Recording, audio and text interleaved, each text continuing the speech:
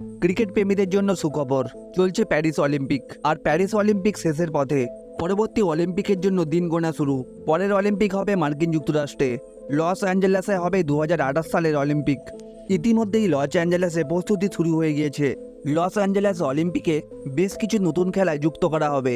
এর মধ্যে সবচেয়ে বেশি আলোচনার বিষয় হলো ক্রিকেট নিয়ে। প্যারিস অলিম্পিকে অনেক আগে থেকেই ক্রিকেট নিয়ে আলোচনা চলছিল, তবে সময় কম থাকার কারণে এবারের অলিম্পিকে তা করা হয়নি। অবশেষে লস অ্যাঞ্জেলেস অলিম্পিকে দেখা যাবে ক্রিকেট, আর এটা সম্ভব হয়েছে ভারতীয় ক্রিকেটের সুপারস্টার বিরাট কোহলির জন্য। এমনটাই জানালেন অলিম্পিকের ডিরেক্টর নিকোলো ক্যাম্পিয়ানি। ইটালির এই প্রাক্তন শুটার বলেন, প্রত্যেক খেলার সঙ্গে যুক্ত ক্রীড়াবিদই হোক বা ক্রীড়া অনুরাগী, সকলের কাছেই বিরাট কোহলির নাম পরিচিত। অলিম্পিকের ডিরেক্টর ক্যাম্পিয়ানি আরও বলেন, বিশ্বের দ্বিতীয় জনপ্রিয় খেলা ক্রিকেট।